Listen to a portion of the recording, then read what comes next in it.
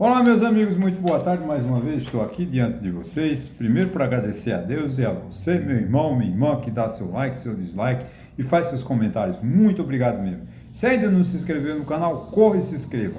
Peça para um amigo, para uma amiga também para se inscrever no meu canal para que eu possa aumentar o meu número de clientes, vamos dizer assim, né? De amigos na realidade, né? Olha, eu deixo aqui o meu e-mail, o meu telefone, caso queira entrar em contato comigo, podem ficar à vontade. Vou passar um pouquinho de calor, porque está muito quente aqui em Santa Cruz de Caparibe, hoje, Pernambuco, né? Santa Cruz de Caparibe, Pernambuco, hoje 20 de 3 de 2024, aqui hoje, precisamente às 13 horas e 15 minutos, quando eu comecei essa gravação. Bom, já é costume, né? Eu tenho aí uns 25, 30 pessoas que constantemente assistem aos meus vídeos, e também aqueles que já bati até 2.000 e tantas visualizações só num vídeo. Mas isso foi quando eu falei muito mal de Bolsonaro, aí todo mundo resolveu assistir. Mas como meu objetivo não é falar mal de ninguém, e sim bater um papo, né? E aceitar, porque a gente vive numa democracia e a democracia ela está morrendo no mundo, né? O mundo está ficando menos democrático e mais autoritário. Isso é uma constatação. Regimes como o da Rússia, como a maioria dos países africanos, China, Cuba, Venezuela, né? Dinamarca, e assim vai por aí afora. Onde tem a famosa direita, né? Ou a direita radical do mundo, tem tirado a democracia, colocado a democracia nos próprios Estados Unidos, né? Que é o berço da democracia, e parece que o povo americano tá assim embriagado e parece, né, tomara que eu esteja errado, tomara que eu esteja certo. Infelizmente eles vão eleger um estúpido como o Donald Trump, que pode colocar fogo no mundo, né? Um homem retrógrado, ultrapassado, conservador, radical, para não se dizer outra coisa, ridículo, né? É assim o Donald Trump. E, no entanto, ele tem uma boa aceitação e parece que tem chance de ganhar, ser o candidato pelos republicanos. Tomara que o Partido Democrata nos Estados Unidos, né, consiga ser vitorioso, porque colocar Donald Trump junto com Putin, com Xi Jinping da Rússia, da China, loucos juntos, não garante um futuro. O mundo há de ficar mais intranquilo. Aliás, eu peço copiar esse dizer que o mundo está mais tranquilo. Foi uma entrevista de Armínio Fraga ao Estadão, ao Estado de São Paulo de hoje, né? E onde ele disse que o mundo ficará mais intranquilo. Ele não acredita numa terceira guerra, mas que o mundo estará mais intranquilo. E de fato, acho que a tranquilidade do mundo ela foi para o espaço. Eu aqui faço em memória, né? No dia aquele que derrubaram as Torres Gêmeas, né? Aquele terremoto, aquele ataque que derrubaram as Torres Gêmeas nos Estados Unidos, o Cândido Mendes, né? O Cândido Mendes, dono da Universidade Cândido Mendes no Rio de Janeiro, disse que a partir daquele dia a paz do mundo tinha acabado. Eu acho que ele foi um profeta, né? Porque de fato, de 2001 para cá, que a paz no mundo se perdeu, né? Organismo como a ONU perdeu o objetivo. A ONU sempre foi errada, porque o Conselho de Segurança da ONU sempre foi mal estruturado, porque eles são 15, mas só 6 ou 7 ou 8 que têm o poder de veto, né? Então você nunca vai punir Rússia, nunca vai punir China, nunca vai punir Estados Unidos, nunca vai punir França, porque eles são membros da ONU e eles vetam. Você vê agora, né? O Brasil apresenta uma resolução para acabar com a guerra de Israel, aquele conflito de Israel lá com o Hamas. Os Estados Unidos vão lá e vetam, acabou, não se fala mais nisso. Infelizmente, a ONU precisa de ser reestudada, mas tem que ser um organismo que realmente seja forte, que os países obedeçam. Por exemplo, o Putin ele não obedece às regras da ONU. O Putin ele agride o direito internacional, porque tem um direito internacional garantindo que nenhum país pode invadir a soberania do outro, o território do outro. E ele está invadindo a Ucrânia, como já invadiu a Crimeia, e se ele for vitorioso na Ucrânia, ele vai invadir a Europa inteira, né? A Europa perdeu a tranquilidade pela ganância, porque ele vai ficar até 2036, sei lá, acho, na Rússia. Então o Putin ele vai com certeza, se ele sair vitorioso na Ucrânia, que é o que tudo indica, porque a Ucrânia tem fracassado, porque a Ucrânia sozinha, né? ela vai precisar de polícia, ela vai precisar de humanos, né, seres humanos, soldados para combater. Não é só recursos financeiros que ela vai sobreviver, porque os soldados vão morrendo e vão sentindo, vai sentir falta. Então, a Europa, a OTAN, eu acho que, eu não sei aqui, tem que se reunir e decidir o que a Europa quer. Porque se a Europa quer deixar que Putin avance e faça o que ele queira lá naquela região, o mundo está perdido. Então, acho que tem que dar um chega para lá em Putin, dizer, olha, Putin, para, chegou o limite. Eu não sei, eu sei que eu estou falando bobagem, admito a minha bobagem. Agora, se deixar o Putin vencer, como ele está pretendendo vencer na Ucrânia, tomar outros países lá, a Europa perde o controle, né? As sanções econômicas não surtiram efeito, porque, por exemplo, país como o Brasil aumentou o seu comércio com a Rússia, né? Ele está vivendo do Irã, ele vive lá da Coreia do Norte, ele vive da China. Então, os dados, essas consequências econômicas para Putin não serviram para nada, porque ele continua sendo fortalecido com países que apoiam não romper o comércio com a Rússia, né, como alguns países europeus e os Estados Unidos. Então, as tão chamadas sanções econômicas não surtiram efeito por causa de países como o Brasil, que ao invés de diminuir, aumentou o comércio com aquele país, né, a China, a Coreia do Norte, e o Irã e assim sucessivamente. Então, esse cenário mundial nos dá me preocupa muito, porque a Europa, ela agora está se armando novamente, criando a Alemanha, França, Inglaterra, tem que se armar porque o Putin é uma ameaça para o mundo, não é só para a Europa, o Putin avança para o mundo, né? Isso vai trazer um risco para o mundo inteiro. Então, essa ideia do mundo tranquilo a gente não vai ter mais, né? Lamentavelmente. Mas bem, eu quero aqui falar do aspecto interno, né? Os tubarões estão soltos na praia lá do Ministério da Saúde. A briga do Lula agora, do Centrão, é biscoitar, vamos dizer assim, trazer para o Centrão o Ministério da Saúde. Não é que os deputados e senadores estejam preocupados com a qualidade má da saúde que o Brasil tenha, se o Brasil coloca à disposição dos seus cidadãos. A saúde no Brasil é muito ruim, muito precária, porque é um pecado, porque é tripartite, ou seja, é administrada, a saúde é administrada pelos governos municipais que executam a saúde, o governo estadual, o governo federal dão assessorias econômicas e técnicas e logísticas desse detalhamento. Agora, quem executa a saúde no Brasil são as prefeituras. Como as prefeituras não são cobradas, não são fiscalizadas, a qualidade de saúde nos municípios é caótica, né? O seu município, como Taquaritinga do Norte, tem uma saúde precária, não atende nem a necessidade do pobre. O pobre não tem hospital, o pobre não faz cirurgia, porque quando o pobre, ele não opera, mas ele tem que vender, fazer rifa, fazer vaquinha, para a família se reúne, dando 7, 8 mil reais para fazer uma cirurgia, que é para o SUS fazer de graça em Taquaritinga, mas eles mandam para Caruaru, para Recife ou para Campina Grande. E o pobre é quem paga 7, 8 mil, 10 mil reais, 3 mil reais de cada cirurgia. Então, e ninguém denuncia isso, a não ser eu, porque há um conjunto, né, de pessoas envolvidas. Muita gente vive desse caos. Então, quanto pior a saúde no município, melhor para a política local.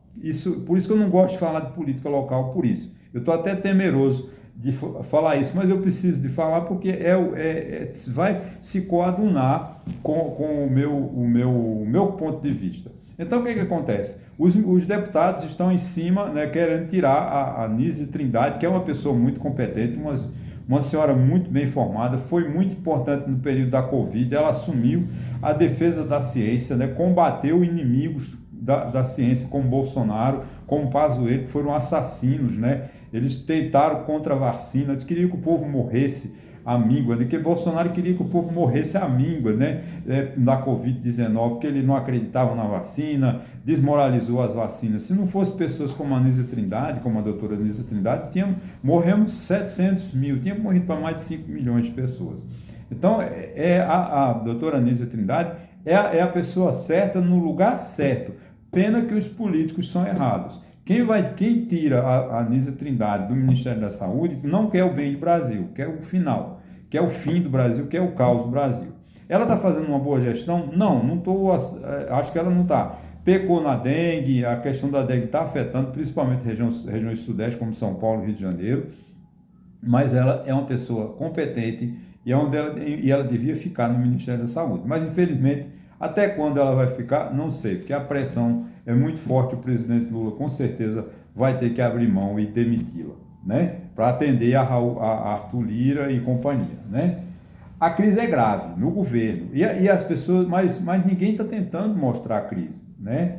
É preciso enfrentar a crise real, porque a crise é consequência de erros do passado.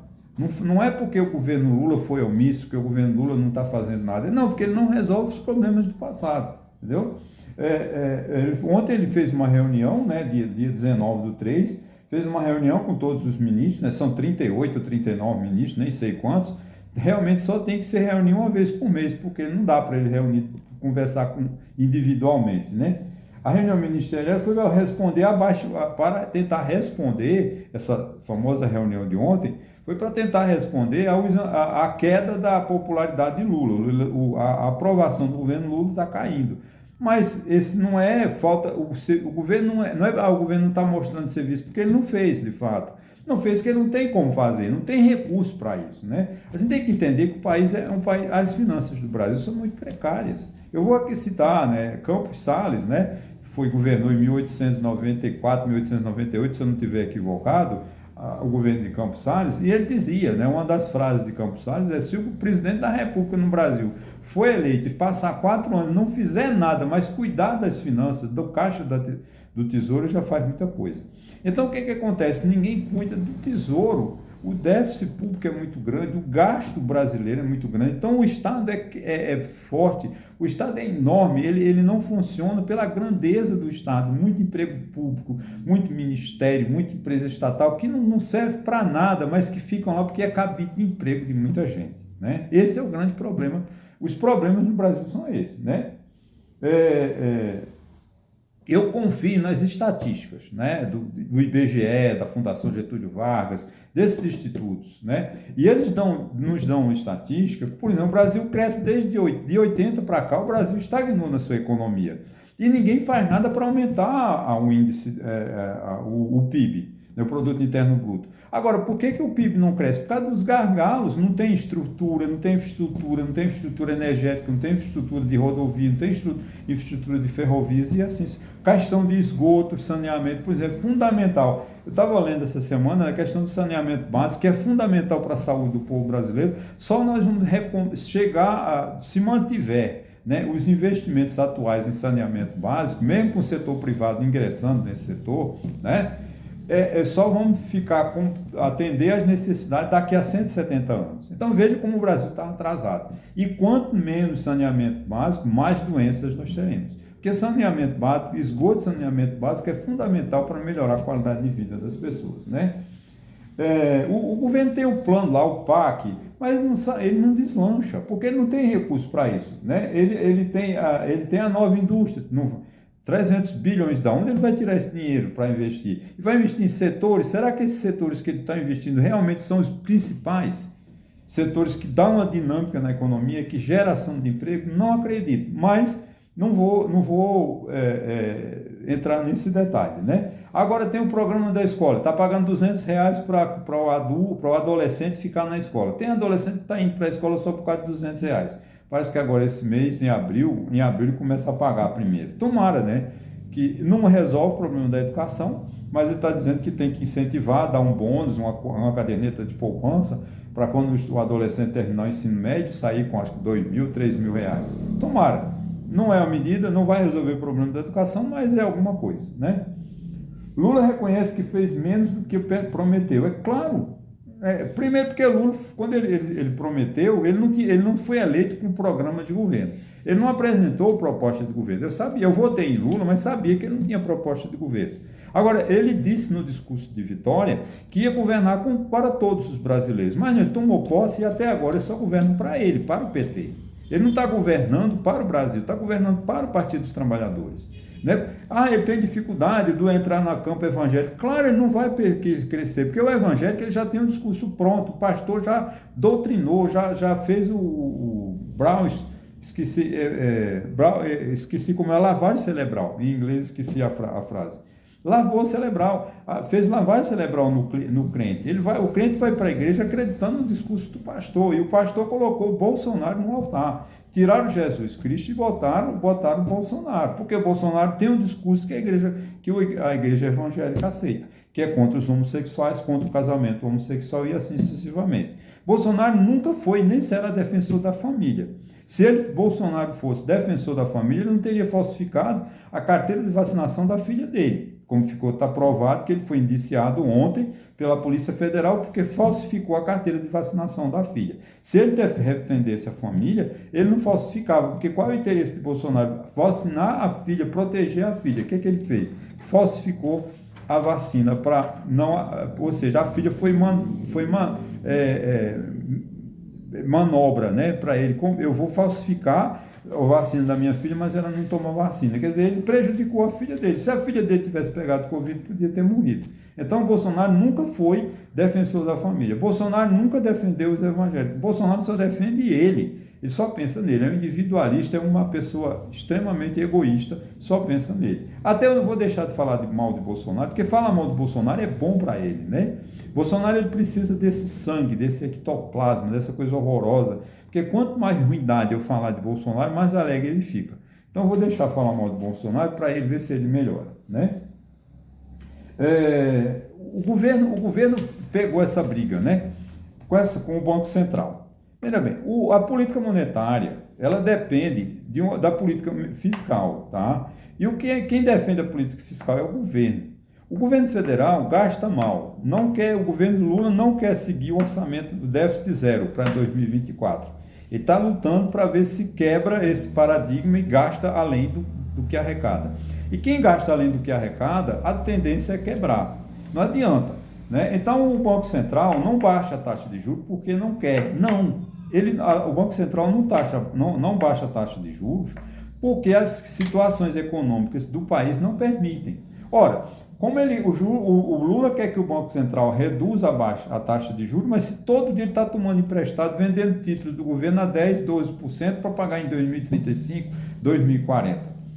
Por que ele tem que tomar esses títulos todos emprestados? Porque ele precisa diariamente ter caixa para pagar os seus compromissos. Ora, se ele não para de gastar, ele tem que vender título e alguém tem que comprar. Para comprar um título do governo tem que ser bem remunerado, tem que ser com a taxa de juro alta. Então, o Banco Central está fazendo coisa errada? Não, e não é o presidente do Banco Central, é uma equipe, né? Um conjunto. O ministro da Fazenda, né? O Conselho Monetário Nacional é quem define a política de juros no Brasil. Então, e o Lula mente e falta com a verdade quando ele diz que a culpa é do presidente do Banco Central que não quer baixar a taxa de juros. Não é. É erro do governo, é erro caixa do governo que não permite que a gente tenha uma taxa de juros. Se o governo deixasse de gastar, deixasse de emitir títulos e vender, sobraria dinheiro nos bancos, os bancos emprestariam dinheiro para a população, construção de casa própria, reforma de apartamentos, enfim. Mas por que os juros bancários são altíssimos? Porque o governo federal, todo dia, ele passa, vamos dizer assim, ele passa a mão, limpa o tacho, né?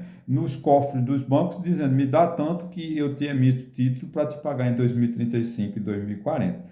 Então, o banco vai emprestar e quer uma taxa de juros alta.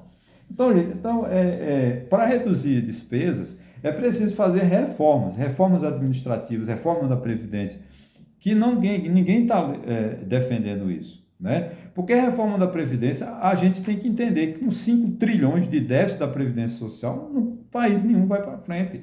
A capacidade de investimento dos estados e dos municípios, eles não chega a 2032, eles vão parar, porque a despesa, o que se arrecada, vai ser só para pagar a Previdência, folha de pagamento. O governo daqui a 10, 20 anos, se não fizer nada, daqui a 10, 20 anos não, daqui a 5, 10 anos, se o governo não fizer uma reforma da Previdência urgente, ele não tem dinheiro para investir mais em lugar nenhum, porque 95% que ele arrecada já é para pagar despesas ordinárias. Sobra 5%. Se aumentando do jeito que está aumentando o déficit da Previdência, daqui em 2030, 2032, a capacidade de investimento dos estados e dos municípios chegarão ao fim, porque não tem mais como investir.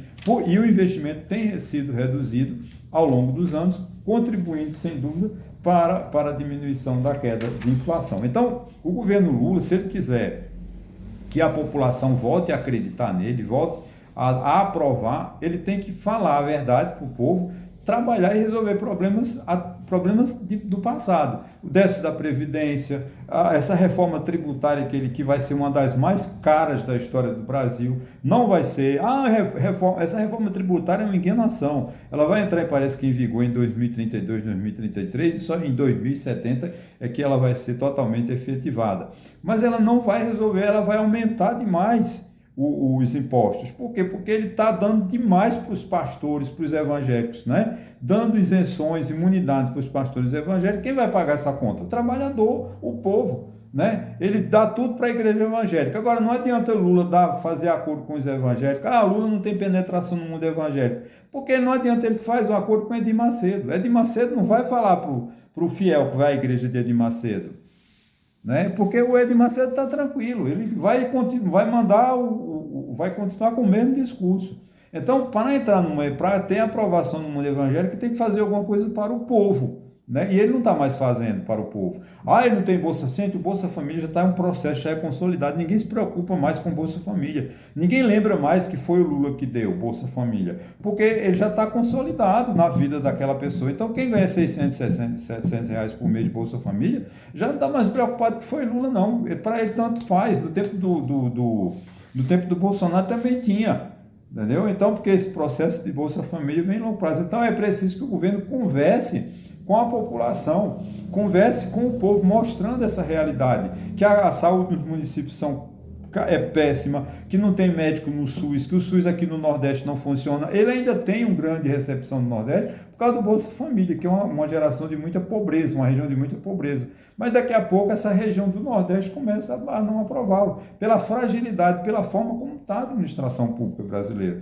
Culpa de Lula? Não, culpa de todo o sistema. Tá? O governo federal, os políticos, eles precisam se unir. A gente precisa de fazer uma união. É uma palavra muito, muito usada lá nos anos 80, chamava-se pacto social. Acho que o Brasil precisa de um pacto social. O Brasil precisa de novamente sentar todo mundo e discutir os verdadeiros problemas do Brasil. Como nós temos em 84, 85, quando a sociedade foi às ruas fazer passeata contra o regime militar. Tivemos a vitória de Tancredo Neves e depois Sarney, e hoje nós temos a Constituição Democrática. Depois de 38 anos, tivemos, lamentavelmente, esse cretino de Bolsonaro tentando novamente dar um golpe de Estado. E, infelizmente, a gente tinha ter que aguentar Bolsonaro de novo, um golpista, um traidor da pátria, um traidor da Constituição.